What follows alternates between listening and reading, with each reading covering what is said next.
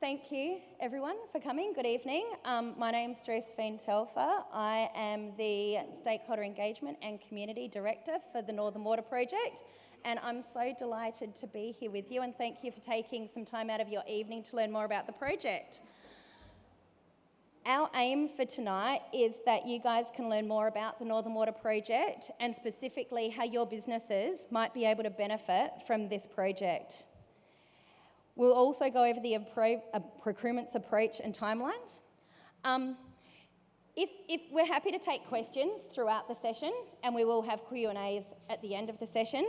Also, just so that you know, we are going to be videoing the session so that it can get played back later, so you can watch it in the future. If you have questions that you don't want being recorded, then maybe let us know at the start of it, or we'll just go through it. So just a bit of a what to expect from this evening. We'll hear from Mike, our project director, first, who will provide a bit of information about the project and what the project is, and a bit of the why about the project. Then I'm going to share a bit about the project timeline and how stakeholder and community engagement's informed where we're at the moment and what's going to be involved moving forward. Then we're going to have Mark Christie, who's our director for the major contract delivery, who will present on our procurement approach and opportunities and where you can connect into that procurement approach for the major contract, and also any ancillary works that are being tendered directly from Northern Water. We're also doing a large body of work around local industry participation and how we can support businesses and workforce to connect into the project. So Dan Mollison's heading up that work, and he'll provide an update and some information about that. And then our main way of connecting businesses to the main project is through the ICN, which is a networking hub online. And so we've got Bettina here, who's actually from the ICN, who's going to provide you with some information about how you can get the best for your company and for your business out of the ICN. Then we'll have a panel for Q&A afterwards, and then we've got some snacks coming from the Red Roof at about 8:15. So without any further ado, I invite Mike Morgan up to the stage to kick us off. Thanks, Mike.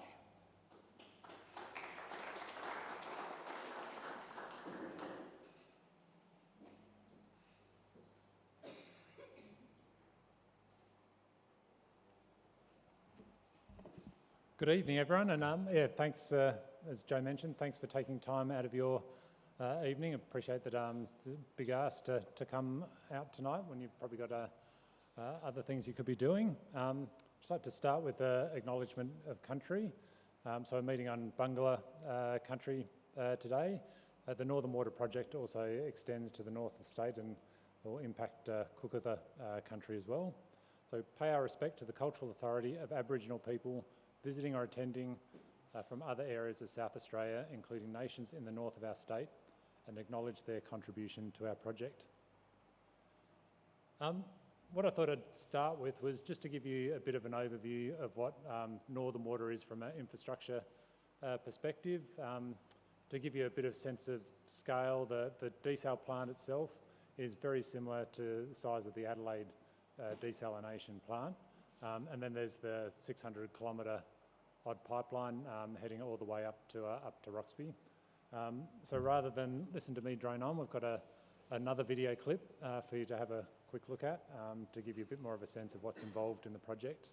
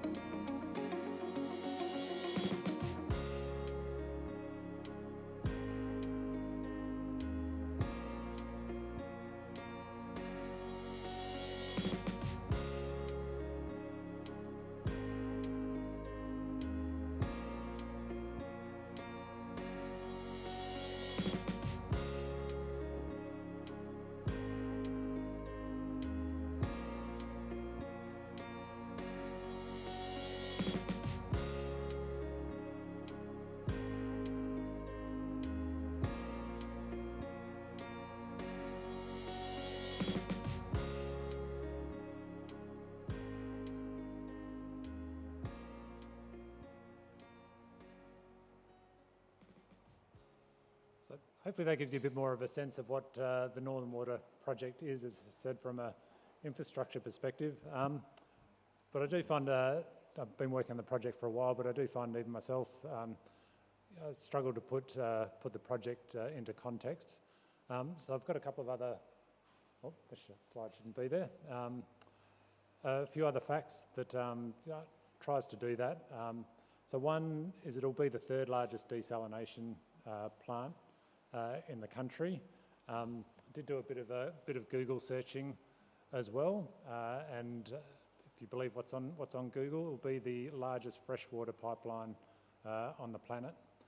And a couple of other things just to be aware of is that from a government commitment, it'll be the largest investment in regional South Australia in the state's history, and the second largest overall behind North-South corridor. So it is a pretty significant undertaking and a pretty complex and I think visionary project. The other thing that makes it a bit different as well is the nature of the customer base that we've got. So it is intended to serve a wide range of customers. So there's obviously the BHP, AMP, Origin and Fortescue, but there's also the Woomera Defence Base, pastoralists and others that will be supplied by the project, including feeding into the SA Water Network, potentially up at Port Augusta and the Lincoln Gap tanks.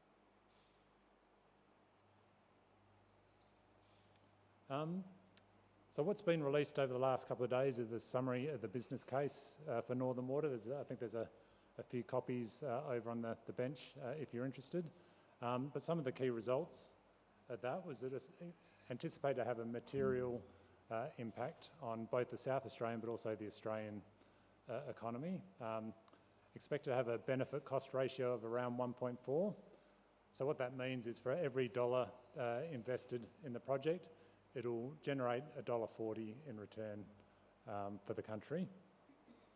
But more than these ratios, it's expected to triple copper production in the state, generate more than 4,000 new jobs, not directly from Northern Water, but by the projects that fresh, sustainable water supply will support.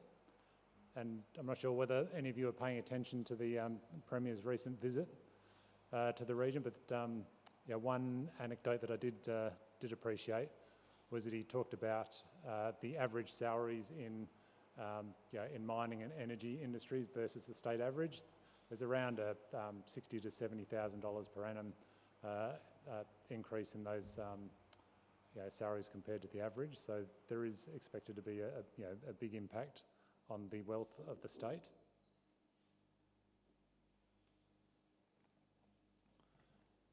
So just in summarising, why are we actually doing Northern Water? So as I mentioned, one of the reasons is economic development. So we'll be supporting industries and businesses to develop, whether it's the big end of town with BHP or pastoralists and farmers along the pipeline route. It's also about sustainable development in new industries such as hydrogen. The other part is reducing reliance on non-sustainable climate-dependent sources of water.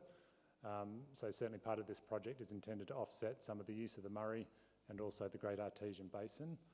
So we'll have a new climate-independent source of water for the region. And last but not least, it will improve the livability of the regions by creating new well-paid jobs and training opportunities in new industries. So that's it from me. Happy to take any questions now, or we can hold them to the end. I'll take that as a hold them to the end. Thanks, Mike. I'm back.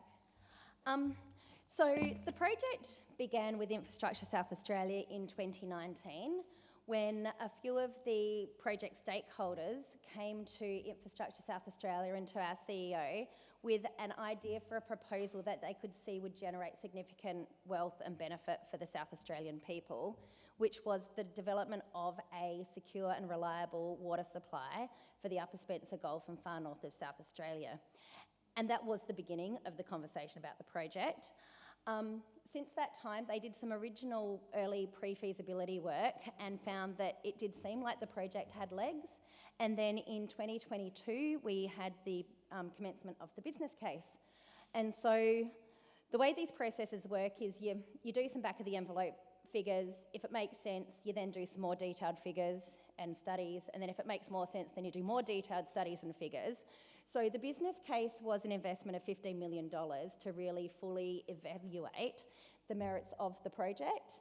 And so that ran over into 2022, 2023. During 2023, we probably began to take the project beyond business case and into what we're calling the planning and assessment phase. Now we're firmly in this planning and assessment phase, which will run through until approximately 2026. At which time we're looking at beginning the design and construction process. So design probably first half 2026, construction mid to late 26 towards the end of 28. Then we'll have first water and ongoing operation and maintenance. Mark will provide a lot more information about that timeline for his presentation. So during the business case, what we did was we developed a fully costed reference design. So firstly, we had to select a site.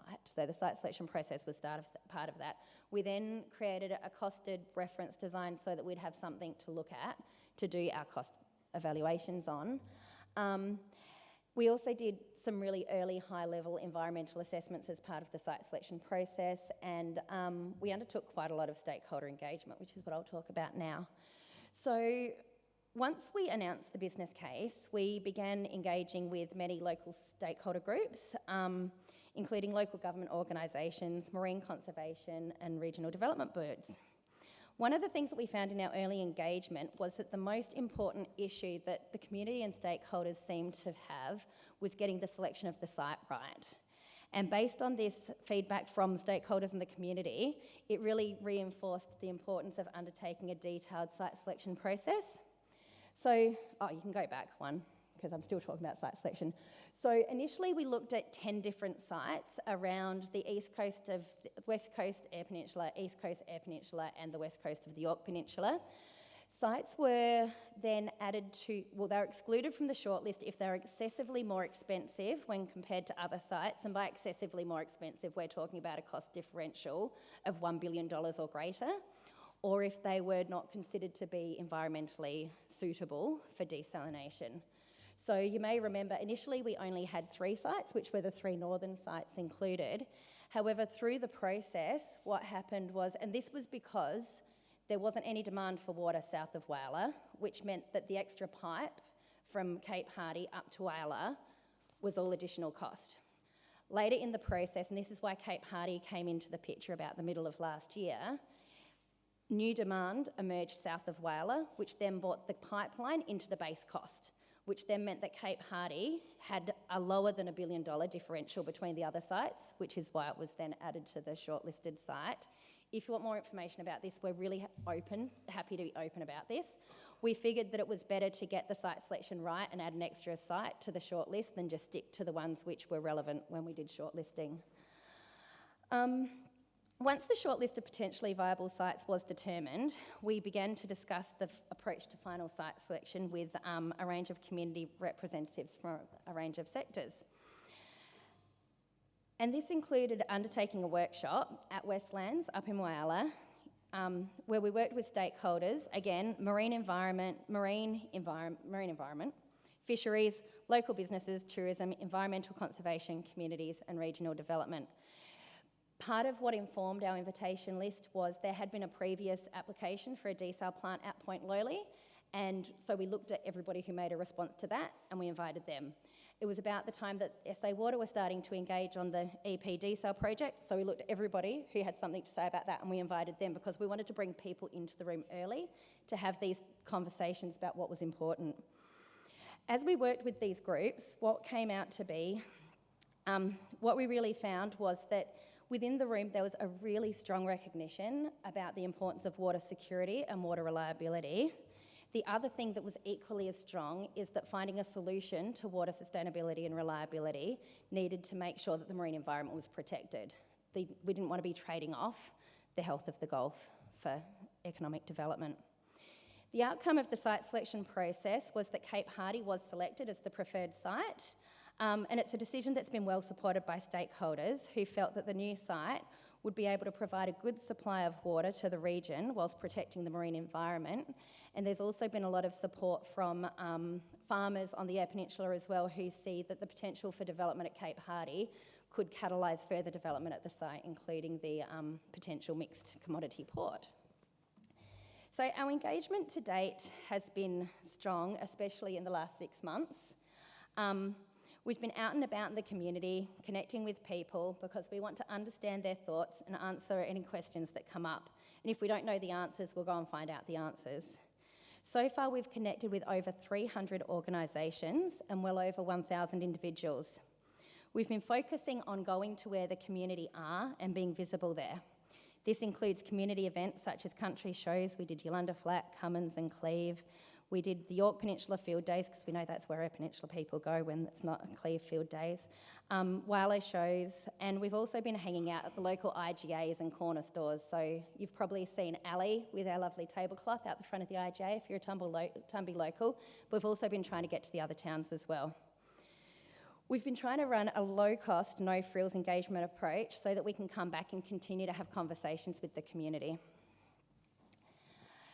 The next phase of the project is what we're talking about as the planning and assessment phase. And as I was saying, the further we get along with the project, the deeper we go with our assessments. So we're now at the phase where we're going to be doing the formal tender and procurement process, which Mark will talk about. We're also undertaking really, really high-level environmental, social and impact assessments of the project through a formal process which is called an environmental impact statement, which is the most rigorous level of evaluation that a project can have when it's going through the planning process.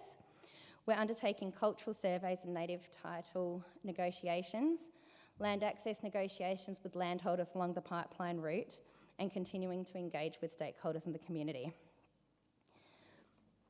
We're really keen to be out and about in the community more as we continue through this phase. We've actually had a lot of fun. Like, our team love being out and about and talking to people and hearing concerns and bringing them back to the team. So moving forward, we're looking at doing some Meet the Expert sessions with core members of the project team. Now, there is a QR code floating around the room.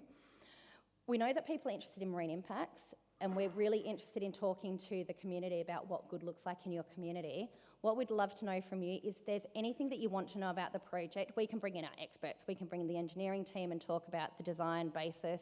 We can bring in we've got a doctor, like a PhD in marine biology, who's running our EIS process, so we're going to bring him in. And if there are questions about the project, we will bring the right people to the table so that you can understand what we're doing, where we're coming from, what we've taken into account. It's really important to us that we're available, but we want to know what you want, so please tell us, because else we're just going to be guessing. We're going to continue doing pop-ups. This beautiful trailer over here has just had its stickers put on now, so that's going to start coming around, and we're planning on taking it for the first time to the Colour Tumby Unplugged, so hopefully you'll get to see me there. We've got regional site offices, so we've just taken over what used to be the Electronet site office up on the foreshore, and we're going to make sure that our team are available. Is it 1st and 3rd in Tumby? Anyway, we're going to be, every Wednesday we're going to be either in Tumby Bay or Whyalla site offices. So if you want to meet with us there, let us know and we can confirm which one's which. 1st and 3rd Wednesdays, Tumby site office will make sure that we're available there, but also we'll be out and about in the community as much as we can as well.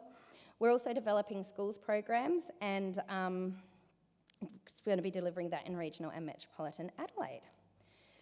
So yes, if there's any events that you'd like us to present to or anything that you'd like us to get along to so you can grill us further, please invite us. We're always here to have a chat. These are our general contact pathways, but yeah, as I mentioned, there is a QR code for today where you can also use that to connect with TACTIC, and there's a link to the ICN. Sorry?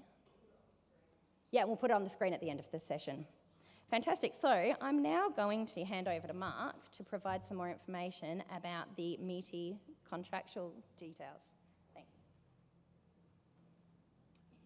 Thank you, Joe, and good afternoon, everyone. So, yeah, I'm Mark Christie, and I'm the Director for Procurement and Delivery for Northern Water. So I get to manage the delivery of the desalination plant and the pipeline. So it's an excellent job. I'm looking forward to it.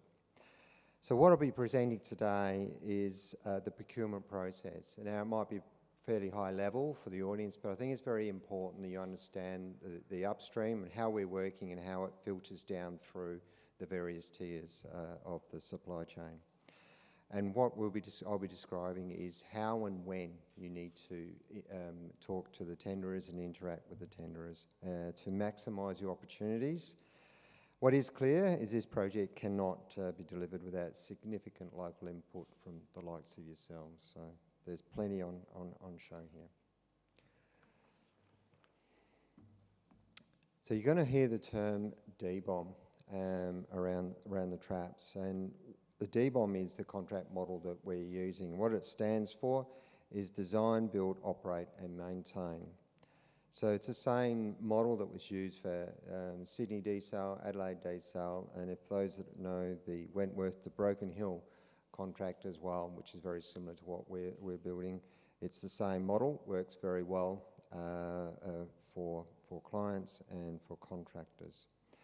So under the DBOM contracts, there's two contracts, one with the D&C and one with the O&M. The D&C contract will cover all the works, that's the desalination plant and the pipeline. And equally, the O&M will be for 20 years and will cover all of the desal and the pipeline as well. So they have to be bid as a consortium. So the operator actually prices what the D&C are going to supply. So it's important that you understand this model because it does determine how you engage with the tenderers. This slide here shows the procurement process, and we've been through the registration of interest process, and we're currently in the expression of interest phase at the moment. And the one area that you will need to be more familiar with is the RFP tender phase, which I'll show you in a diagram in a moment. So the RFP is when the tenders do their pricing, and also it's where they manage their commitments to local content, which are quite onerous on this project, as with all South Australian major projects. This is quite a detailed program. A slide here, we don't expect you to understand all this and get the detail. However, the blue here is the EOI phase. So that's the phase we're in at the moment. And so what we're doing, we've got registrants, up to 40 registrants at the moment, and what they are doing is forming consortiums, and they will be submitting EOIs to us on the 2nd of April.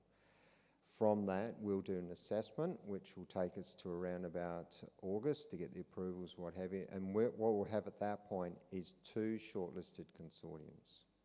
So through this phase, this is the time you need to start, if you haven't already, getting onto ICN, connecting with Tactic and others.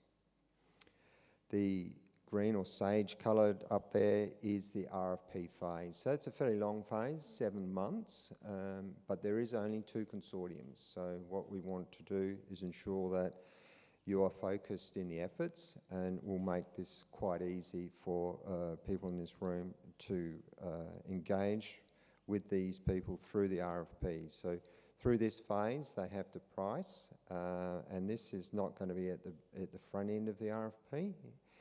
Because they will be doing their concept designs through this, and it will be around about November, December. It might float into the next year around the pricing and engaging with yourselves. So that's when you need to be ready and engaging.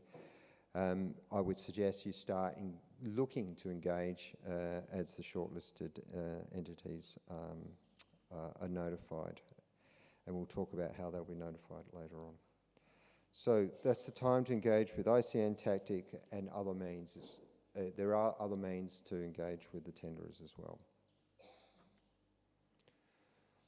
Project components. I think we've seen that some details around this with the fly-through, a desalination plant, similar size to Adelaide, so that's a significant size plant. The trunk main, Mike talked about the size of that as well. And it's not just a pipe, it is pipelines, it is pumping stations and storages, it is camps and things and lay-down areas as we go.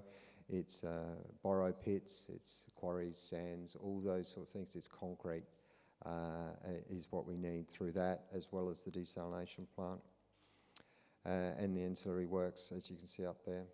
But don't forget the operations phase as well. What we're trying to do here is develop jobs and opportunities that last not just through the sugar hit of the D&C phase, but also through the O&M as well.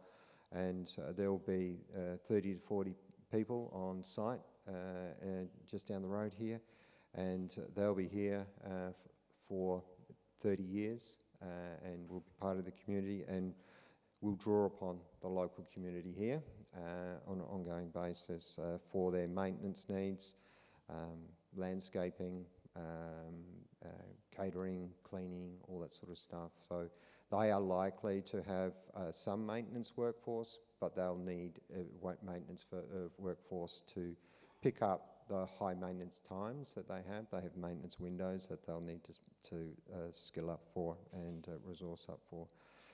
So what this slide shows is various work packages or equipment supplies that the tenderers will be looking to seek from this local community and the industry. And it ranges from major civil works to cleaning, catering and other services like fleet and other things as well. But outside the DBOM contract, we are also procuring infrastructure, electricity infrastructure. That would be secured through probably Electronet and SAPN, because it's not only the desal plant that needs power, there's pumping stations along the pipe route as well. It's early days with those, but they'll be procured through normal methods. Also, the power supply will be supplied by Northern Water, and that procurement process is out mid this year, but it will be a green energy solution that we'll be looking for. And there currently is enabling works that Joe talked about that we're working on. The geotech investigations will be commencing in the northern parts of the pipeline in the next coming months. And once we've got contracts in place, there will be marine geotech works at the site towards the end of the year.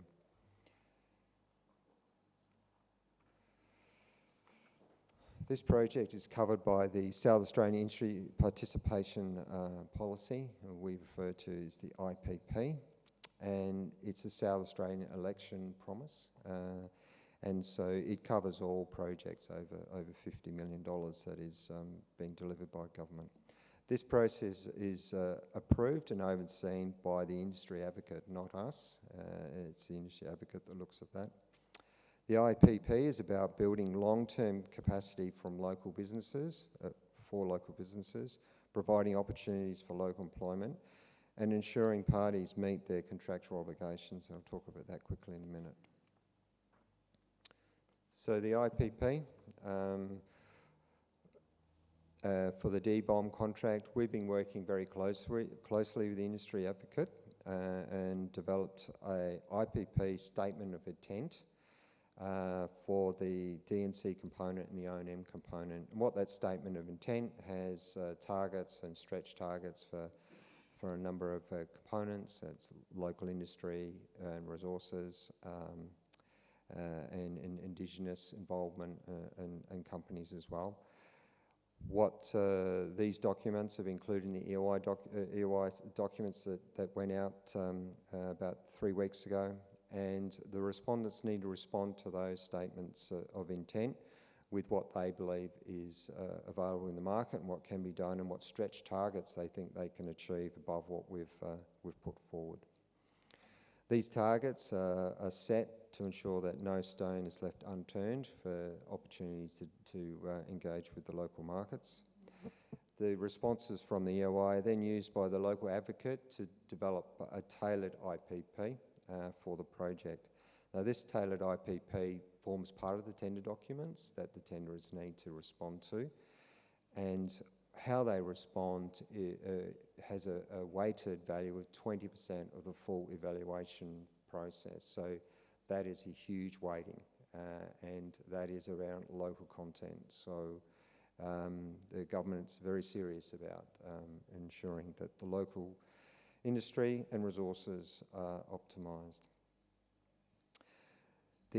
What's in the RFP becomes contractually binding as well on the tenderers. So that's an annoying fly, that one. Becomes contractually binding and is monitored, will be monitored by us, but also by the industry advocates. So it is a very thorough system and process. One of the questions that came out of this morning's session is how are we going to monitor that on an ongoing basis, and what methods and checks and balances are we going to put in place to ensure that someone just doesn't sign up to something and then do something completely different. And we're working with industry advocate around that. My background is in the private sector, and I have seen these processes in the past, and I know why they fail. And it's generally, there's a commitment from management and the people that bid it, but by the time it gets to the procurement people, they don't know about it. So we are taking that on board, taking it into account, and we will be fixing that under the contractual requirements, and it will form part of the RFP documents. So.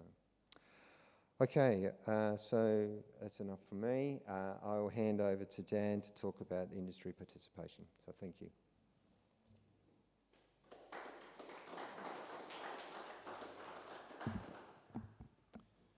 Thank you, Mark, and good evening, everyone. Thanks for having us here this evening. My name's Dan Mollison, and I'm the Industry Participation Lead for Northern Water. Really great to be here today. We've come down from Whyalla as well, so great to spend a couple of days in the region, listening to industry, talking to businesses, hearing your feedback, and looking forward to that tonight as well with the opportunity for a chat after the session here.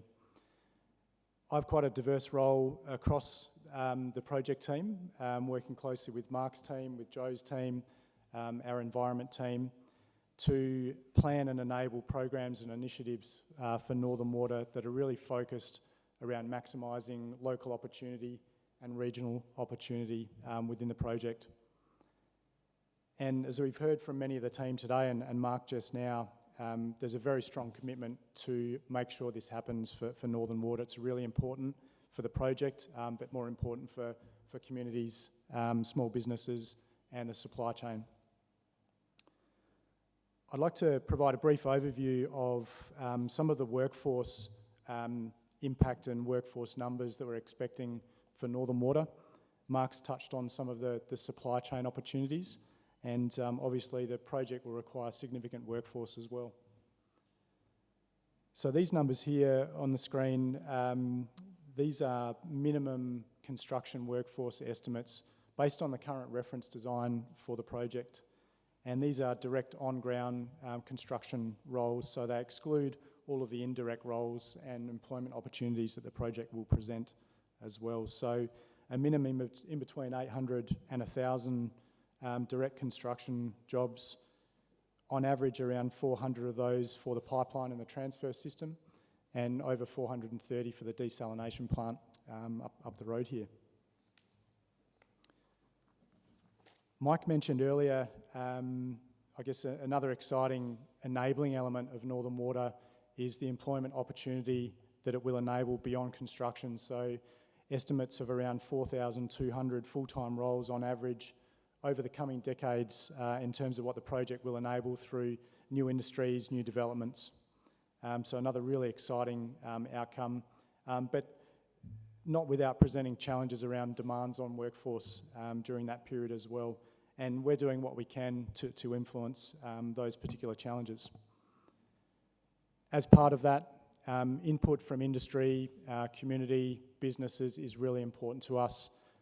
You understand the environment here, you're working in the environment, and we look forward to working with you and seeking your feedback on what we can do in that space.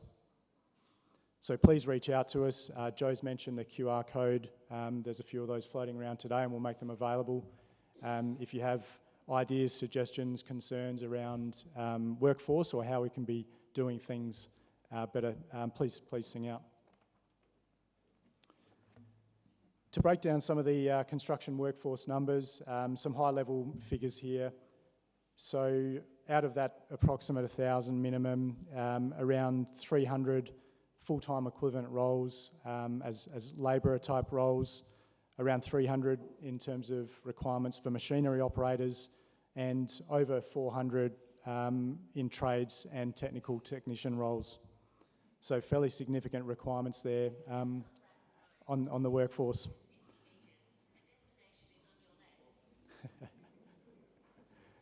We found the location. Excellent.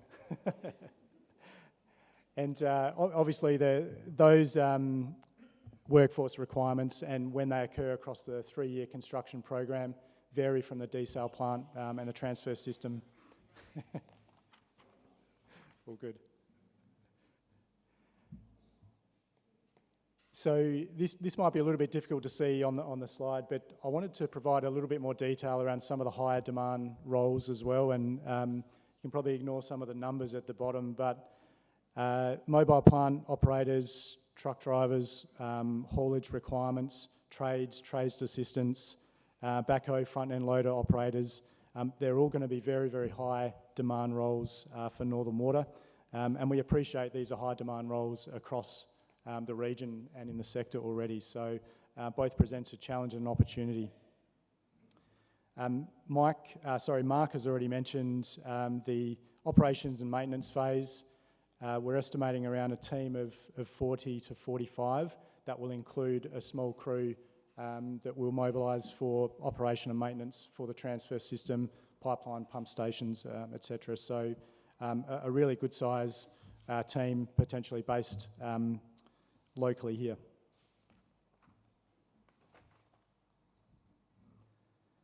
So a few things around what the project's doing around the commitment to local opportunities, local workforce, local supply chain.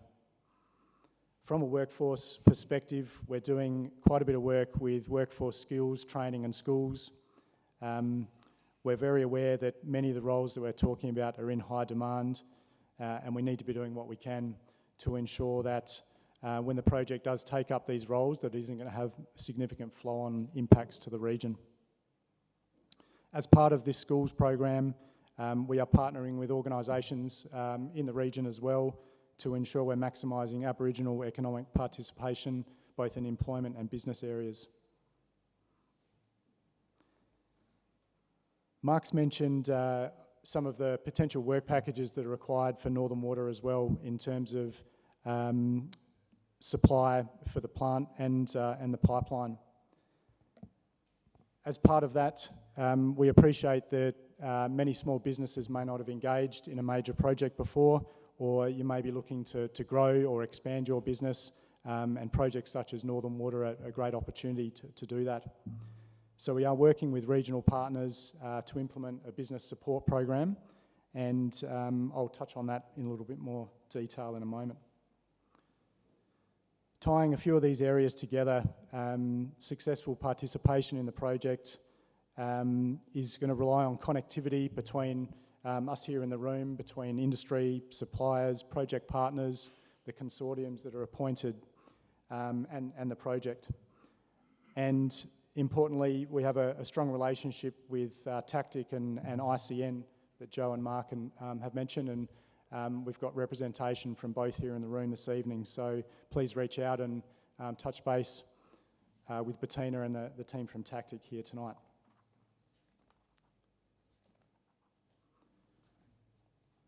So I mentioned the Schools Pathway program. I won't dwell on this, but there may be a couple of areas that may be of interest. So Joe mentioned briefly around schools as well. We are doing some work with primary schools, so looking at STEM in schools, and projects of this scale, complexity, can be a great visionary project for school students as well. So we're doing what we can in that space to provide opportunities for younger students as well in that STEM space. Further, moving on to secondary school, we're looking at a Certificate 2 in Resources and Infrastructure, which will have a range of pathways into other trades, other qualifications, but it will also support building a new workforce capacity in the region to balance out and backfill some of the roles that Northern Water will require. I mentioned some examples around school projects, but there'll certainly be opportunities for businesses and community to get involved in the schools program, whether that be in industry immersion activities, work placements for students, school-based apprenticeships, and the setting up of industry challenges potentially for STEM in primary school as well. So please reach out if that's an area of interest.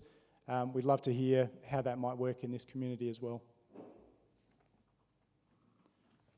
I touched briefly on the business support program. We've listed here just a couple of those initiatives that are on the radar at the moment, and there will be more to come that we can share down the track. We've been working with the RDA Eyre Peninsula to run a series of cultural workshops supporting businesses, build a culturally appropriate employment and working environments. So we had our first session Tuesday this week in Port Pirie.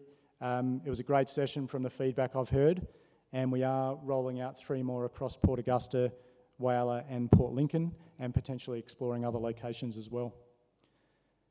Business capability workshop series, again working with the RDA and other partner organisations to run some collaborative ICN workshops. We are looking at a couple of ICN workshops in early April here in Tumby Bay and one up in Whyalla. And I think Richard's here this afternoon as well, so I'll be working with Richard and the team to implement some of those initiatives. So finally, I wanted to talk briefly about connecting with the project.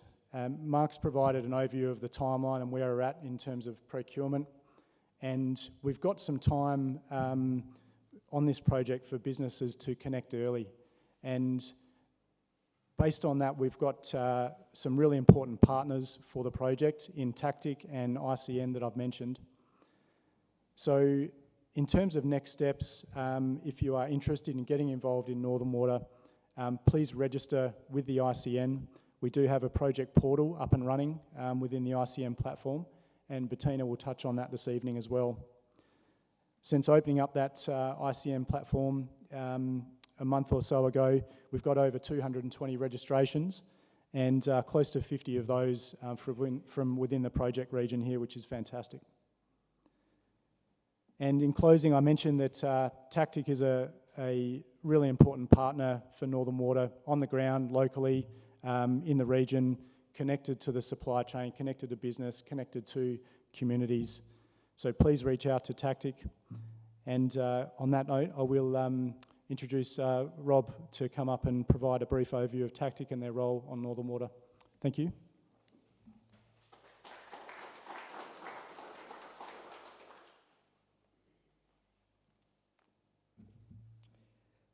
Thanks, Dan. And look, it's really exciting, I think, to hear about the intent of the Northern Water Project to connect locally. My name's Rob Gibb, and I'm a board member of the Tactic organisation.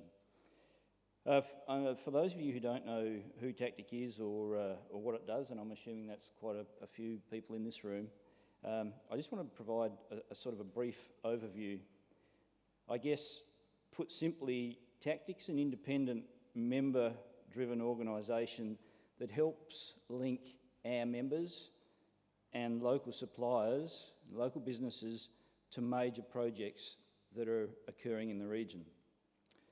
Tactic was created and founded some 20 years ago. It was initially known as Global Maintenance Upper Spencer Gulf, or GMUSG. Some people may have heard that name around the place. It was formed at a time when a group of Upper Spencer Gulf businesses got together by themselves and decided that their best chance of survival was actually to collaborate together. At that time, industry across the Upper Spencer Gulf was in the doldrums. Things were going backwards, and a number of businesses from Port Pirie, Port Augusta and Whyalla got themselves together and formed Global Maintenance Upper Spencer Gulf.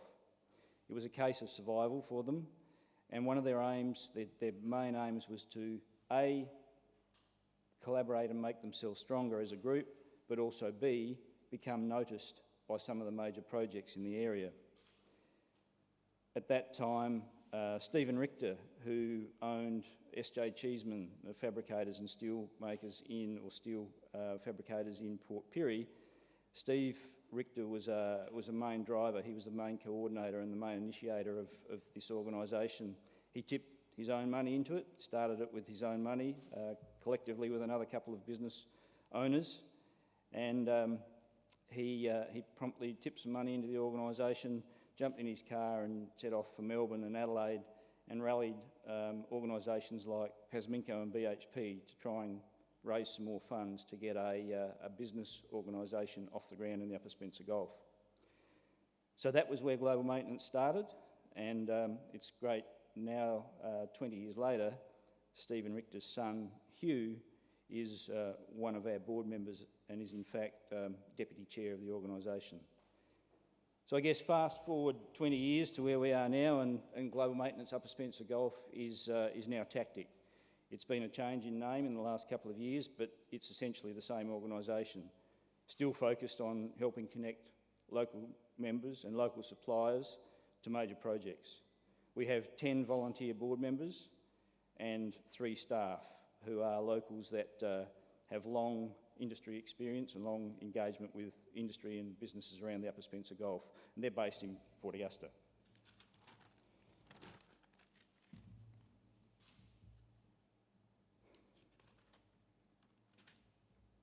Let's go back to one, sorry, back one. That's it, thank you. So, experts in connectivity, what does that mean? Well, I guess I've touched on it, and both Mark and Dan have touched on the necessity to connect. In essence, what we do is connect our members and also other local suppliers to projects in the region which are essentially key buyers of the services of business. Our roots are embedded in the communities of the Upper Spencer Gulf and surrounds, and embedded in our members and the businesses that we serve. Our organisation has expanded. We now have close to 300 members across an ever-growing area, and that's including now inroads into Eyre Peninsula. The services that we're now providing have also expanded and grown. Over 60% of our members still have and still hail from traditional bricks and mortar businesses in Port Pirie, Port Augusta, Whyalla and surrounds. And that area and those businesses and our membership seems to keep growing. The other 40% of our membership represent businesses that either have interests in the region or have strong interests in regional projects. I guess what we do is summarised up there, and it's a reasonably busy slide, but our key benefit that we see is that we aim to offer that homegrown and home-ground advantage. Through our long and well-developed relationships with the region's asset owners, we can provide opportunities for members and local businesses to showcase their own capabilities in a variety of ways. Those capabilities can be illustrated by having content put up on our website and our portal for members, through regional events where businesses actually meet the asset owners and contractors of the asset owners, and even at suppliers and businesses' own premises. Our journey to date has involved lots of analysis of industry data, and part of what we do is create reports and regional project requirements and developments and keep our members and local businesses updated. We also retain a role as independent advocates and connectors, and we aim to strike that delicate balance between impartiality and optimism, which contributes to the growth of the region. In terms of what we do and our role with the Northern Water project, Northern Water have engaged Tactic to help facilitate that local connectivity piece. so the on-the-ground, local regional connectivity. How we do that will include things like supporting the project and its major contractors to make industry connections at a local level with local businesses, by using our historic local knowledge and the relationships that we've built over 20 years to connect members and local suppliers to the project itself and the project key contractors. We'll aim to facilitate future contractor tours where we actually take key contractors from the project out into the region. We put them in cars, drive them around and take them to the workshops and the businesses of local suppliers. TACTIC will continue to distribute project information to members and local businesses, ensuring that Northern Water's project information reaches our local and regional businesses. We'll support regional project information sessions and events such as the one here this evening. TACTIC also supports Northern Water in community engagement, and Joe touched on that earlier. Some of you may have actually caught up with Ali as she's been out and about helping Northern Water to date with community engagement. So that's about it from me in terms of describing who we are and what we do. Please catch up with Tamara, Ali, or me at the end of the presentation. We're happy to have a yarn and provide some further information, talk about membership if that interests you. And I guess one point I really want to make is that TACTIC's an organisation which is a very lean organisation. It's been around a long time. It's born of industry for industry. It works really hard for its members and local suppliers in the region, but will never ever be a silver bullet in terms of getting your business connected to a project. Being part of TACTIC and connecting to TACTIC won't guarantee work for a project. We're just one resource that might help you connect. And as we always say to our members, we still encourage them to keep doing what they're doing in terms of business development and working on making their business bigger and better. But what we can do is assist and support that connectivity piece. We always encourage members to also register with ICN and take as many steps as businesses can to connect in their own way to the project. So in closing, I noticed that we actually have one very active TACTIC member here with us that I know quite well. A number of you also may know Danny Bartlett. So Danny's the owner of Air Trading in Port Lincoln and Whyalla and now Pirrie. Danny's a relatively new member of TACTIC. He's been a TACTIC member for a couple of years, and he saw value in joining as a member, and he's taken advantage of a range of the services that TACTIC provides. And I guess Danny also demonstrated his faith in the organisation recently by being elected to the TACTIC Board of Directors. And we certainly welcome Danny to the board, particularly knowing that his contributions from an Eyre Peninsula perspective will really sort of add value to our board and our organisation. So, Danny, apologies for throwing you under the bus and going off script a bit here, mate, but I'm sure Danny would be happy, or I hope Danny would be happy to perhaps share his experience of becoming a TACTIC member and what the organisation might mean. Thanks.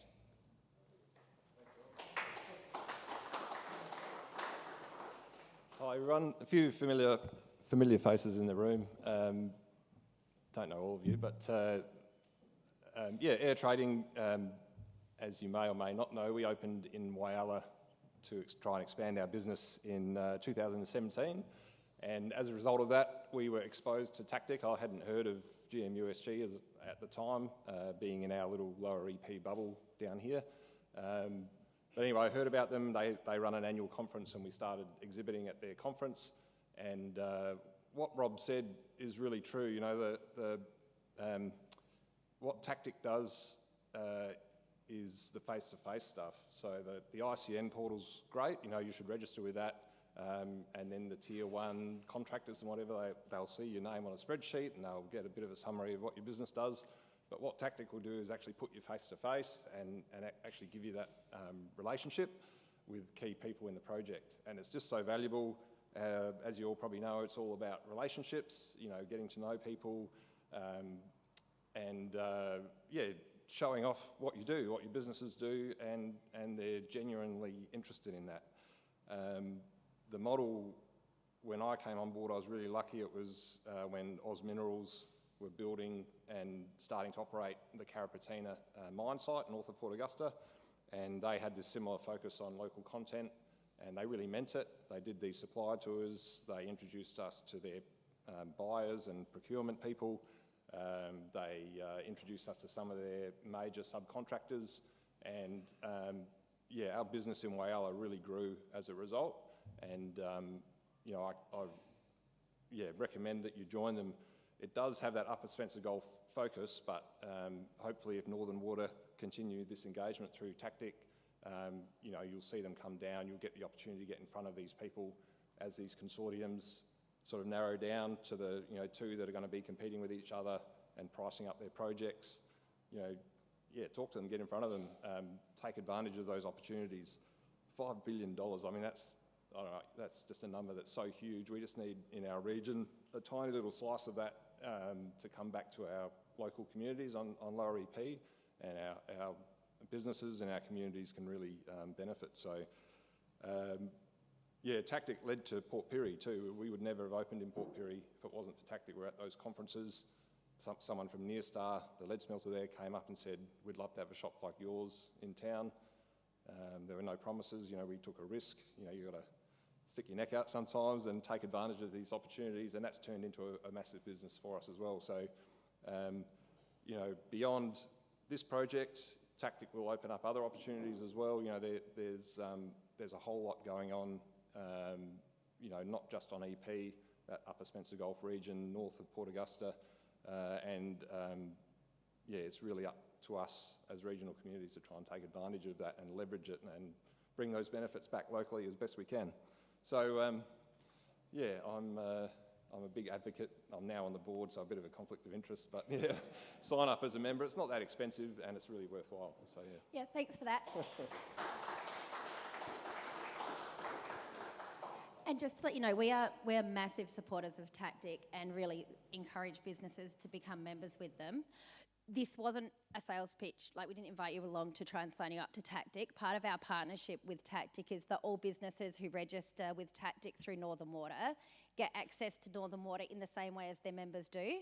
And they do provide a range of services to organisations, members or not. There are a whole range of other benefits that you can get, but you will in no way be excluded from the Northern Water project process at all, regardless of your membership status.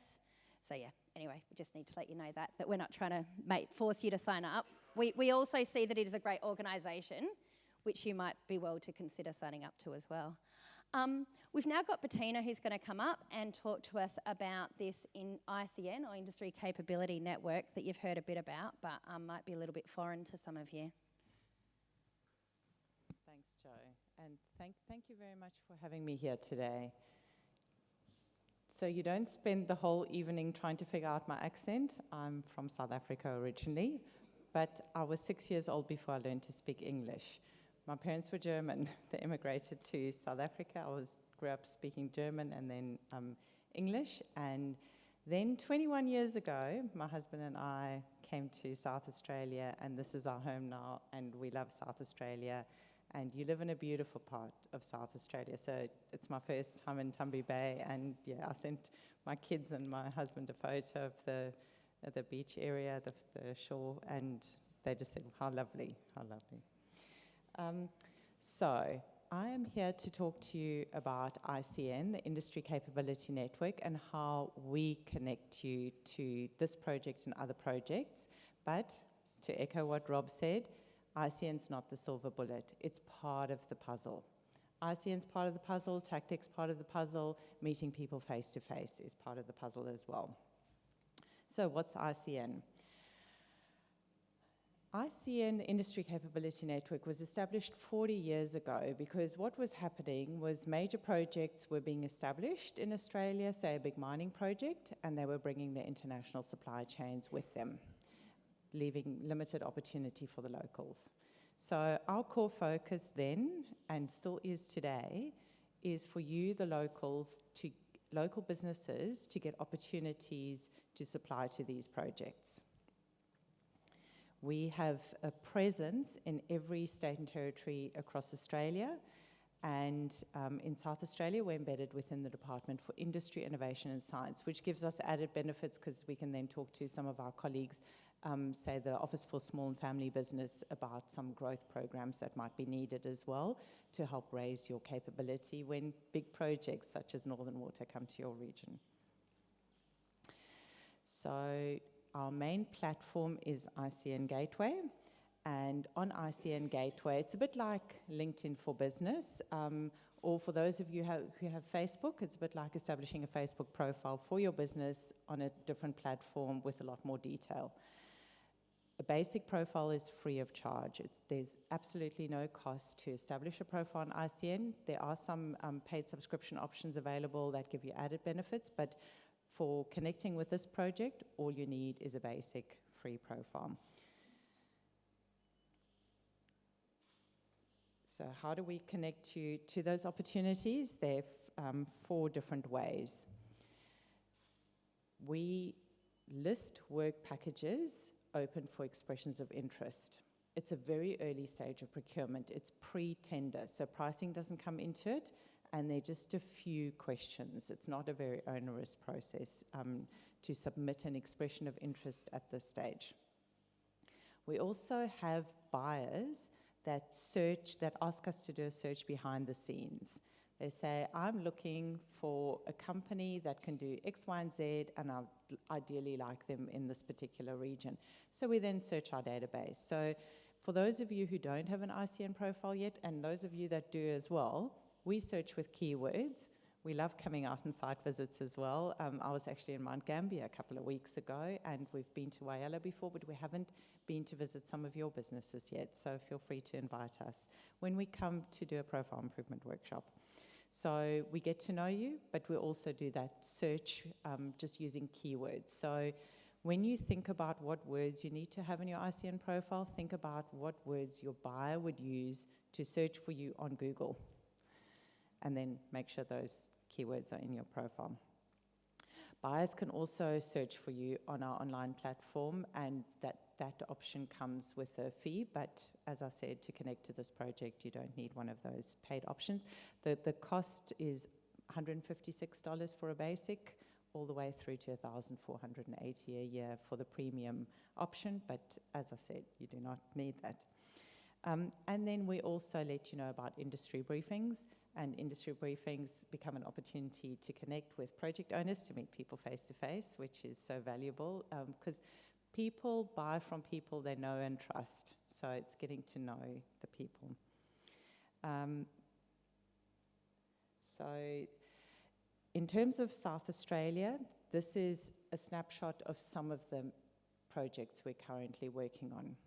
ICN's sweet spot, if you like, is the really big project space. So $500 million plus is where we get really excited and where we are always involved.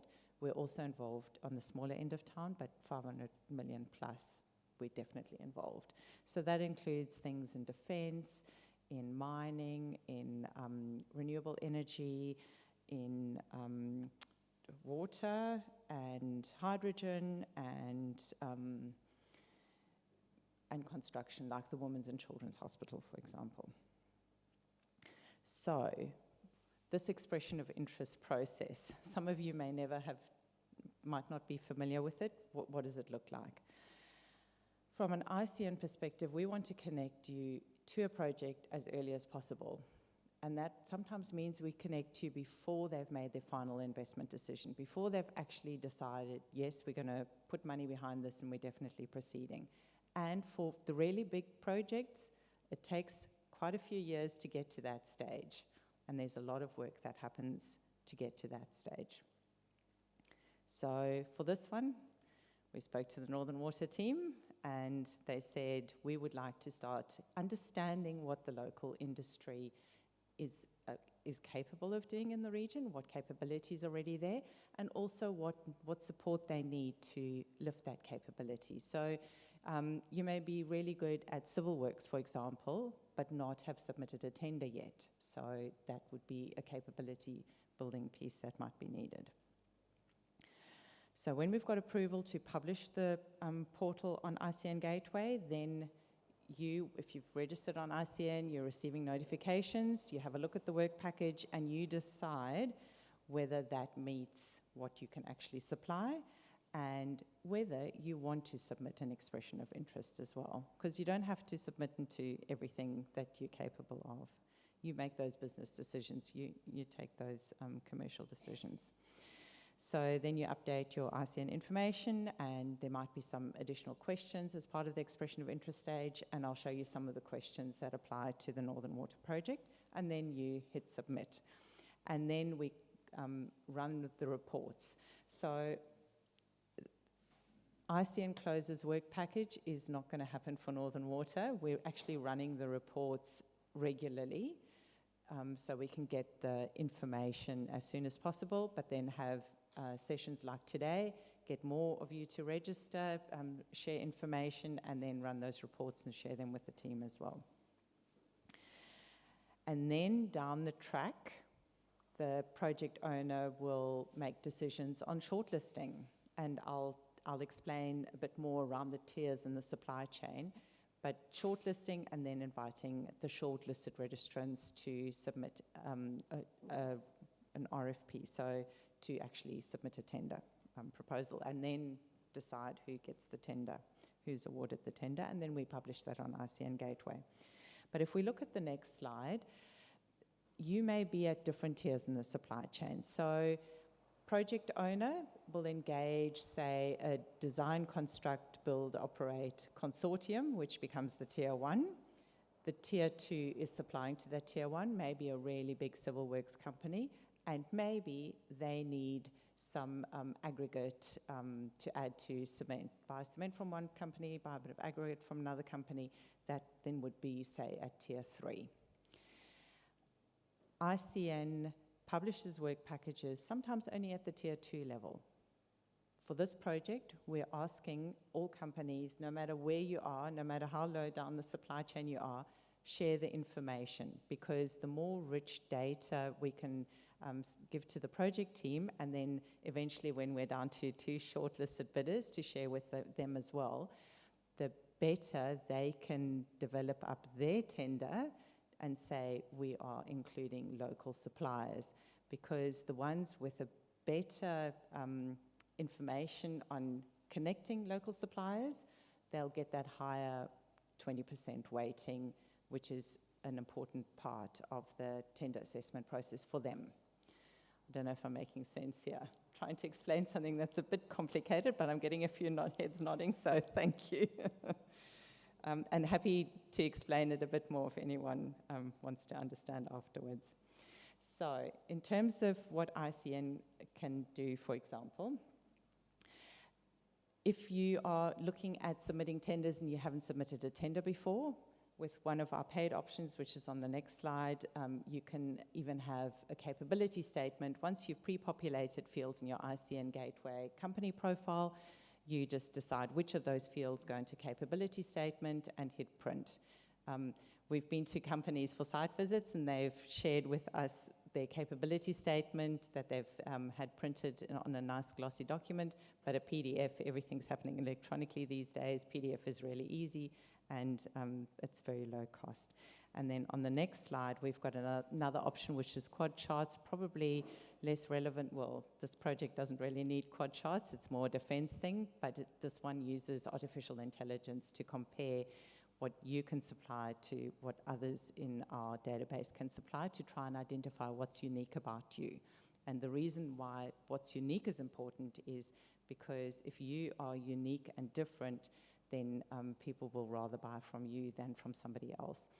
In your case, one of your key points of difference is the fact that you're local. So there's a bit of a pressure point around accommodation. You're local. You don't need accommodation. Your workforce doesn't need accommodation. So that's already a big point of difference for you. So if we look at the whole process of submitting an expression of interest, you decide okay, so at the moment, the work package is more a general registration of interest. We're just collecting some general information. Later, some of the more detail that Mark showed on his slide, some of those more detailed work packages, those will be released down the track. You decide whether you want to submit an expression of interest or not. When you do, think about your track record in doing that in this region. And then I'm using terms called what is a gain creator or a pain reliever. So what I mean there is, what does your buyer want or need? And a pain point for them might be finding local suppliers, because that's part of their tender evaluation. You can alleviate that pain for them. You can relieve that pain.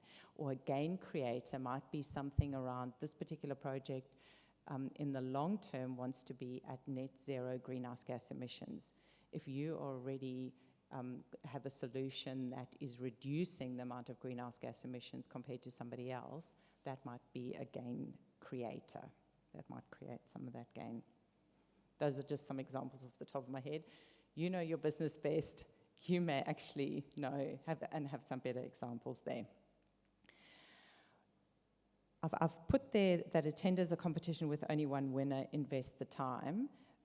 You may be at a lower tier in the supply chain, and so just follow the money, drill down, and at the top level, at tier 1, tier 2, there's only one winner, but lower down there are many more opportunities.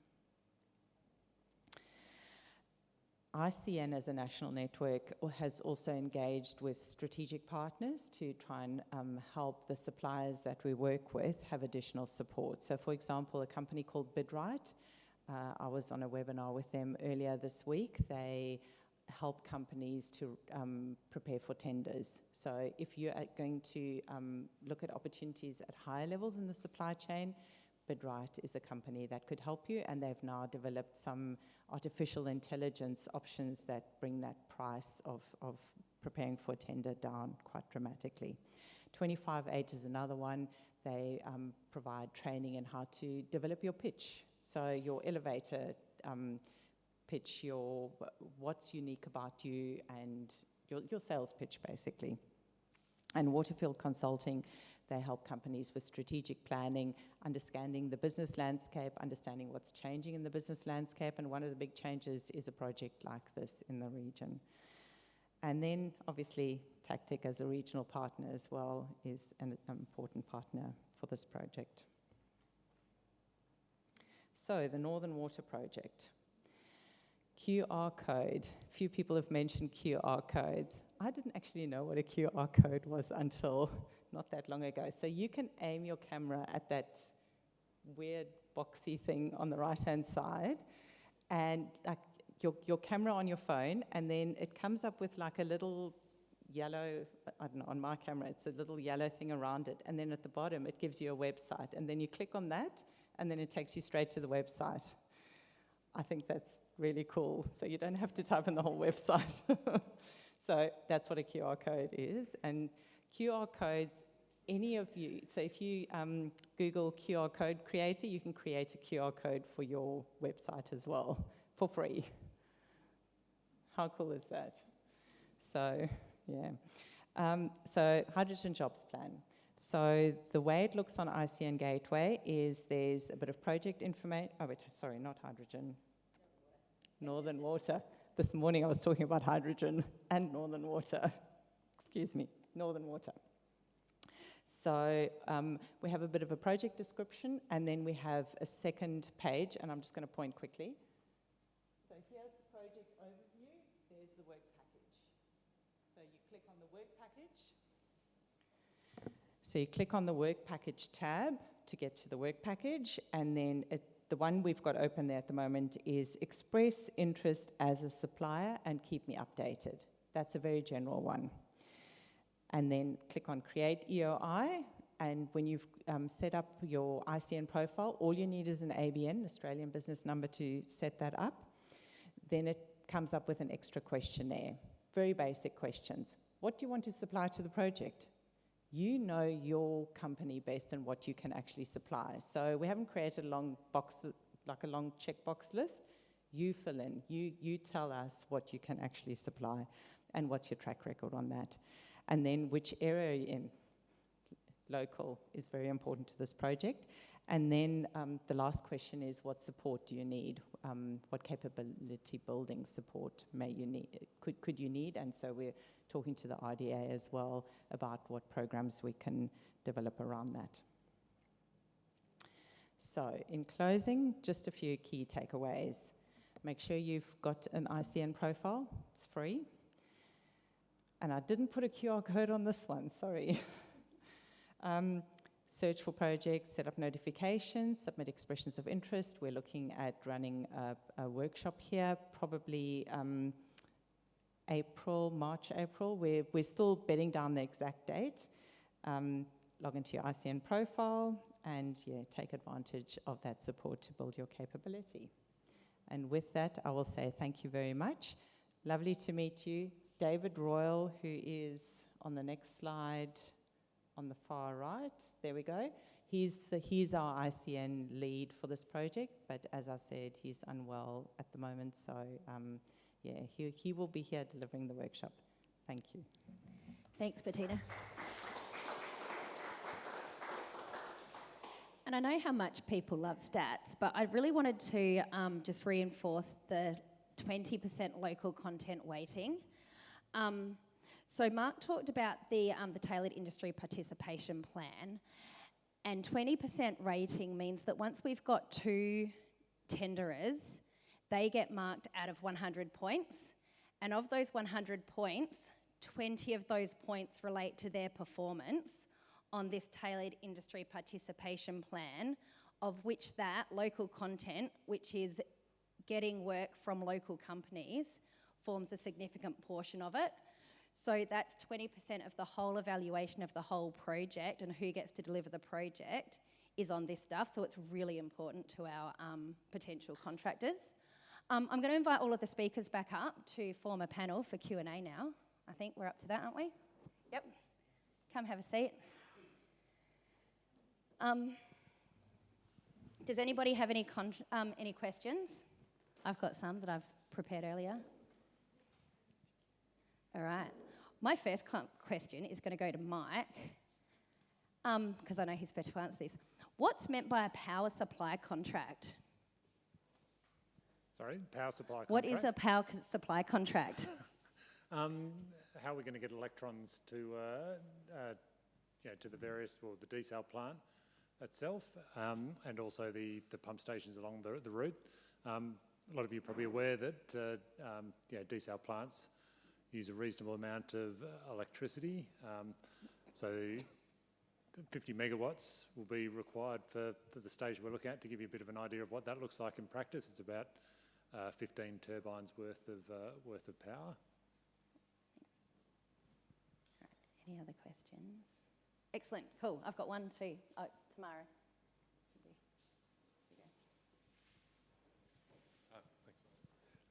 Thanks for the presentations as well, and mine was a question for Mike as well, which is not so much related to the procurement, but just really the water in the pipeline, that's potable water? Just a question. It sure is, yeah. So early in the development of the project, we looked at a whole range of options. So whether it be potable, or more of an industrial quality water. We also looked at whether it was feasible to use raw seawater for industry. So what we found through that work was there's actually not a lot of cost difference between taking it from industrial quality to potable water. So there's only a couple of extra % in the total project cost. And I guess the advantage that we get from having a potable water supply is then it just enables such a broader range of use of the water, so we can look at providing community supply, pastoral supply, and water to a bunch of other industries as well. Thanks. My question is around the Cert 2 and, for kids coming through high school, and, is that planned for that to be offered to Northern Water they'll be employed by Northern Water, or is that, say, for businesses such as ours that might want to upskill kids coming out of school that they could then contract to you, or what's the model there as far as the education goes? Yeah, great question, thank you. So all of the above that you just mentioned, yeah. So it's not specifically for Northern Water. If those programs benefit Northern Water, fantastic in terms of workforce. The broader intent is that Northern Water will draw on a workforce that will potentially have impact in other areas. So to build that capacity in those specific areas to offset some of that potential impact is another benefit of that as well. So I guess the other reasons we're looking at that program is broader benefit to the region. You could almost say with or without the project, as it's really important to focus on those skills and training development with everything that's going on in the years to come as well.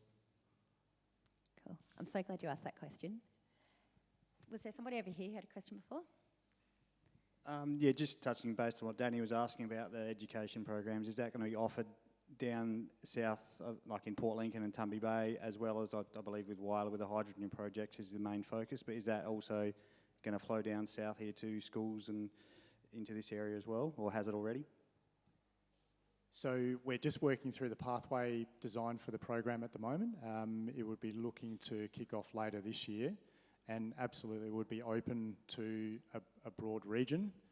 In terms of the specific delivery centres, working through the details at the moment, it will certainly interface with the technical colleges, and we're working with the Department of Education and all of the schools across the region as well around what that looks like in terms of in-school delivery and then in-workplace delivery as well. So it will have a wide-reaching pathway.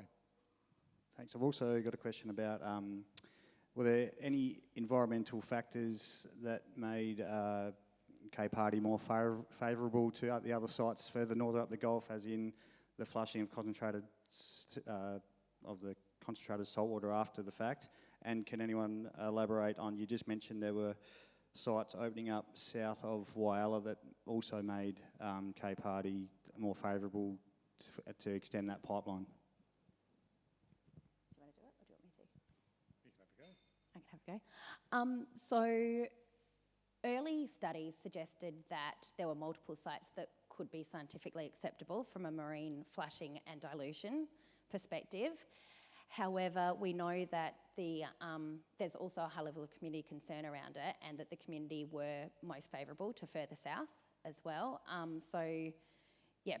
Not to say that other sites weren't likely to be acceptable, but we also know that this one is likely to be acceptable and accepted as being acceptable.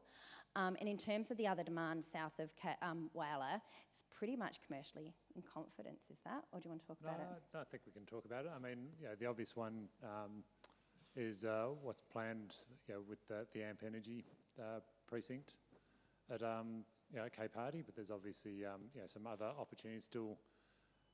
Early days, and those ones probably can't talk about, but there are some other major off-takers along the route. But AMP was obviously one of the signatories and part of funding the next stage of the project.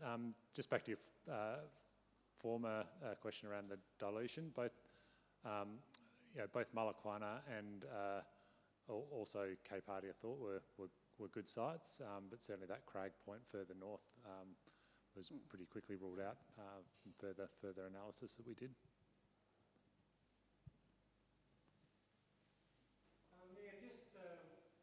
Oh, hang on, just wait for the microphone, just because we're videoing it. And if you don't wait for the microphone, then the video won't pick it up. Thank you. No, just an observation on one.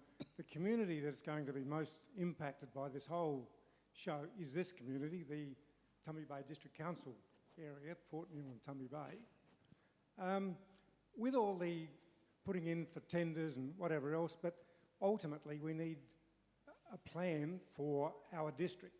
Has there been any, is there any projects that can help us as business people within this community? Because I can see that, a lot of this big stuff will be outsourced to wherever. And when we talk local, it's South Australia, but, we need to know what's local, as in our district, because this is where the biggest impact will be. So I guess in short, I think we went through a bit around the emphasis that the tender process will place on local procurement. So that'll be very much focused on the areas that are going to be directly impacted on the project. We're certainly very well aware that Tumby Bay, more than most will be impacted by the project. That's why we're here tonight, and we're keen to talk to community and others as often as we can. There are some other programs that we will be rolling out. We've talked about the skills program. We're looking at other programs around community grants. There's also a housing initiative that will be kicking off in the first half of this year as well. I'm not sure if you've got anything to add to that, Jo? No, and I guess part of our approach has always been tell us what you need, and that's why we're here tonight, and so that's also why we've got that question up on the ICN. We don't feel like we will succeed unless we succeed all here, and so we're saying we're looking, we want to connect. If you've got something that you want to bring to the table, bring whatever you've got to the table, and we'll work out how we can kind of work that together to make something as a whole. I think Mark touched on it before as well. There's we're sort of well aware of some of the previous history with major projects that promise a lot but doesn't always trickle down and benefit the local community. So we're certainly doing our utmost to try and correct that. We're well aware of the issue, and make sure you let us know if we're not doing the right thing.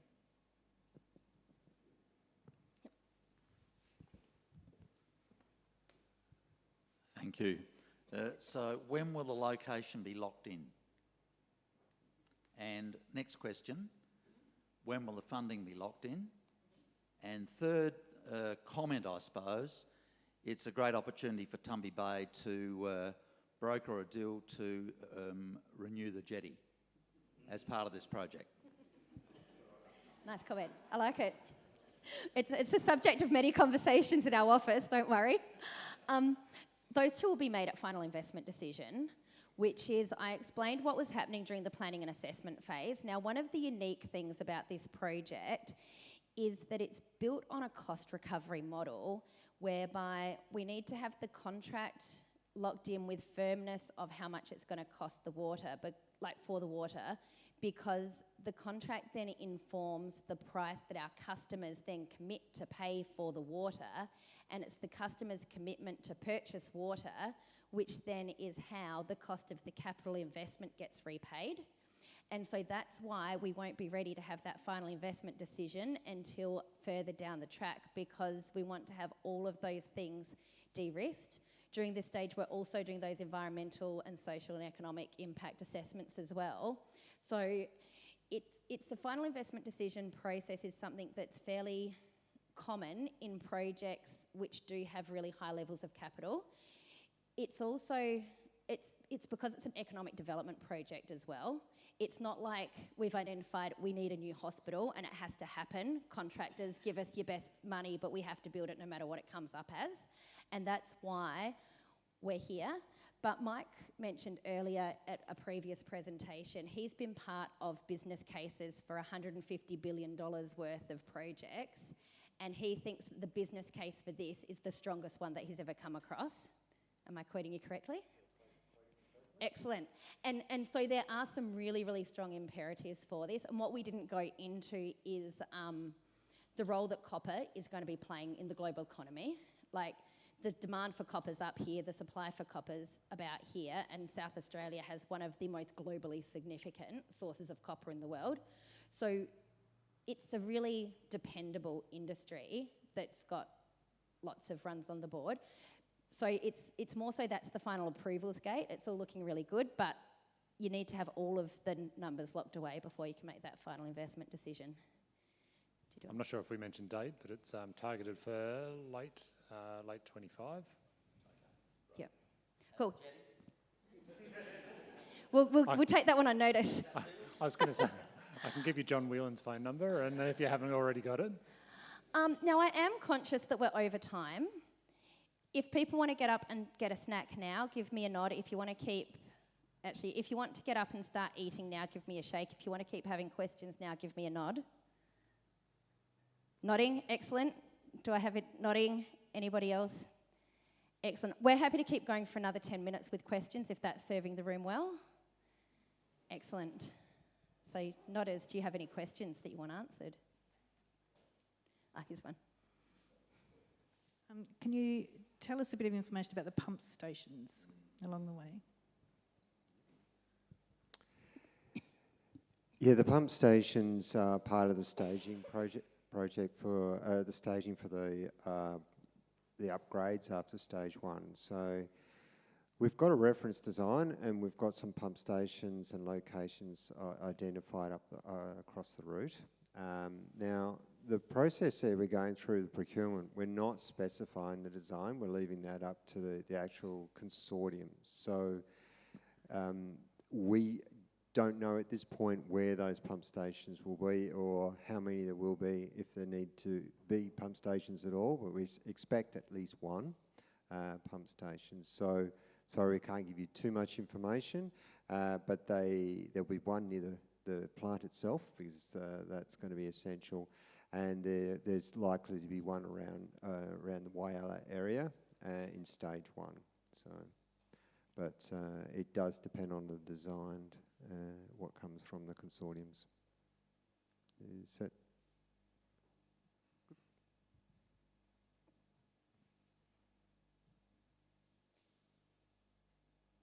Excellent. Thanks, guys.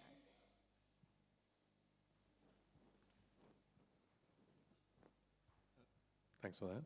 A couple of questions. One, given that 430 of the jobs are with the development of the plant at Cape Hardy, a lot of the jobs will be probably coming, or the feeder communities will, not only Tumby Bay, but Port Lincoln and others in the region. Is there, with that, some target approach to potentially having the workshops in Tumby and Lincoln, or would you be looking at just promoting the accessibility here? And the other thing was just, I guess, the broader benefit of the project too. I think the Premier mentioned in the summits the other day that after 2030, we're looking to $5 billion return to the state's economy, and just a comment on that. Yeah, so we'll certainly be holding many more events in Tumby. I'm not sure if we've got any scheduled for Lincoln. At the moment with Lincoln, we are very, very aware that there's another desal plant being built very, very locally to Lincoln, and we know that that is very confusing for the community. And so to reduce confusion, we're trying to focus Tumby Bay North at the moment. But if there was a high demand for them in Lincoln, we certainly are not averse to going there, but we don't want to contribute to any further confusion on the matter at the moment. And the other one was around the copper. Yep. Yeah. So the work we've done with Department of Energy and Mining, a new source of water will likely triple copper production in SA. So SA has around 70% of Australia's copper reserves, and they're all pretty high quality. And just in royalties alone, forecasting out to 2050 around $9 billion in royalties for the state. On top of other economic benefits, so likely be a significant increase in production.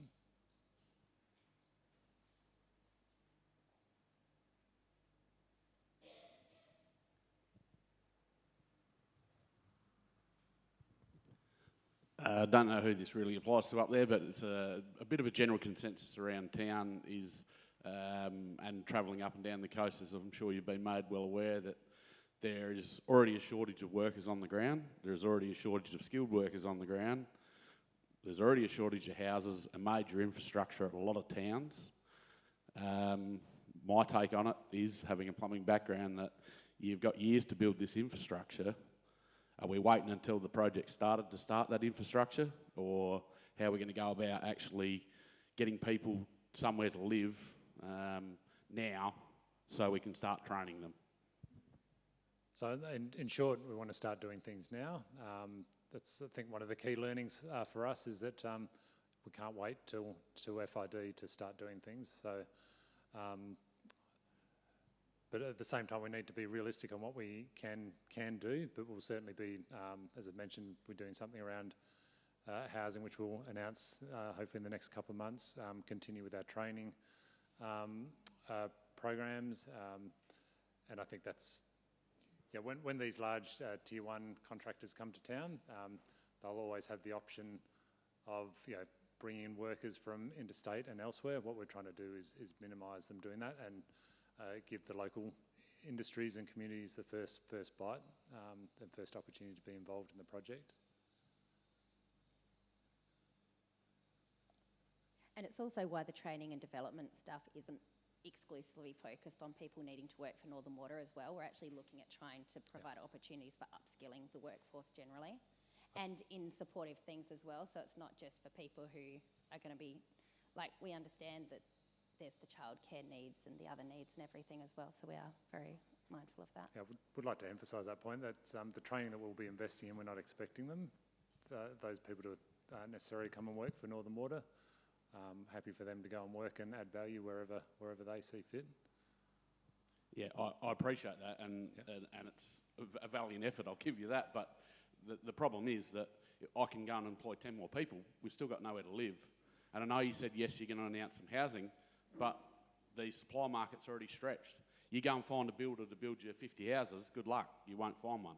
So I know it is a really big issue, and I can tell you from Tumby's perspective, it's the biggest word on the street is then housing. How are we going to manage this? Our infrastructure's already stretched. Big infrastructure is required to cater for this outside of that work. Yep, so understand what the issue and understand what you're saying. We'll certainly try and do every bit of what we can to try and alleviate the problem. We're aware of it. We'll be putting program and processes in place to address it.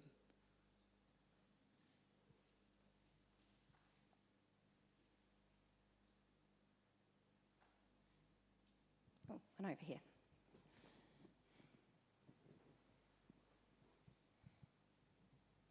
Hey, will there be a work camp or somewhere for, if you get workers coming in, will they be sort of sited locally?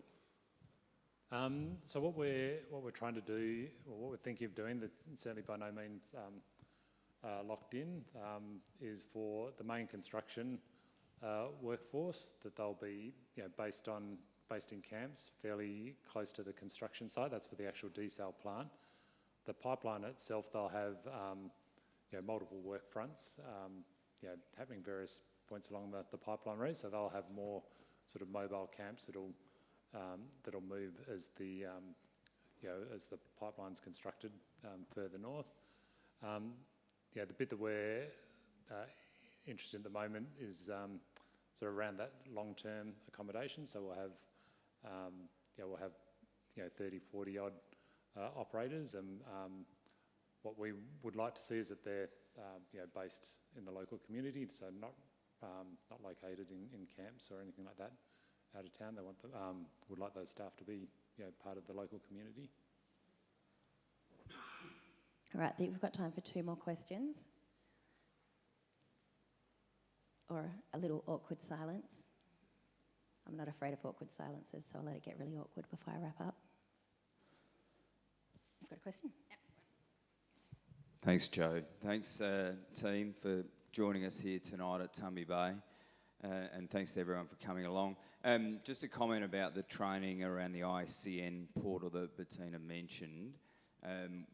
Working with RDA and ICN, it was identified that it might be useful for local contractors who may not have a profile or may like to learn some tips on how to improve the look of their profile and make them more attractive in terms of the major contractors. So what Bettina was saying is we will partner with ICN through DIS to run 2 workshops for anyone interested in coming along, learning a little bit more about the ICN portal or commencing a lodgement within the portal. It would be an event that we would hold in Tumby Bay. It would be a bring your laptop type event so that you can actually do things on the night live while the presentation is happening. Bettina mentioned David Royal, who will come and present that. So that'll happen late March, early April, as soon as we possibly can organise that. So there'll be a session here, and we would encourage contractors from Port Lincoln to actually come out of Port Lincoln and come to this foreign land called Tumby, all the way up here. And we'll also look to run a session up in Whyalla, so we'll have a couple of dates that people could choose from. ICN are fantastic. If you contact them for assistance, they'll also provide that offline. So that's something that we'll do. We've got some other workforce initiatives from RDA perspective that if you're not a person that follows Facebook and things, keep an eye, join up. Like RDA, you'll get all of the feed around those programs that are being run out around small business fundamentals and some other initiatives. So keep your eye on that. And certainly we've been talking to the team about that workforce strategy and how we can assist and provide support around that, very much from a local perspective, for programs to gear up for skills training and development of people from within our region, so that employment opportunities as they open up can be filled by locals, starting from the school level but through. So certainly from an RDA perspective, we're working really closely with these guys. Dan and I've had many conversations. We've been to a few things with Joe and others, so rest assured that we are connected to this really significant opportunity for our region. So continue the conversation tonight. Ask them every question you want to get off your chest that you may not feel comfortable doing in this sort of more open forum. And I know that you know, they're staying the night in town. I'm not going to tell you where they're staying, but they are in town. They can't get out of here tonight. So ask them every question that you want to get off your chest and find answers to tonight. Thanks. All right, we've got time for one more question. No more? Excellent. Well, I'm quite excited because I'm going to show you something that we haven't shown anyone yet, because I know that Cape Hardy is very precious to the hearts of people around Tumby Bay. And you saw our fly-through before. We've got one of those like immersive experience things where you can like drop yourself on the map and you can look around and see what it looks like. So if you want to like have a go at that, we haven't put up anyway, so you guys will be the first ones to see it outside of the project team, so you can have a look at that. Otherwise, as we mentioned before, the QR codes around the room are just for tonight. There are a chance for you, if you want to register your interest with the project, to get more information. If you want to like connect with CatTactic and go on their distribution list, you can go on there. We've got a link to our ICN portal. We've also got like the evaluation, so you can tell us what we can do better next time, or what you liked so we can do it again next time. Yeah, we're really keen to be involved, keen to support you. If you're looking at putting on apprentices and trainees, but you want some help with that, we would really enjoy working with you to help make that happen. Yeah, thank you very much for tonight, and enjoy some snacks, and we'll chat with you later on. Thank you.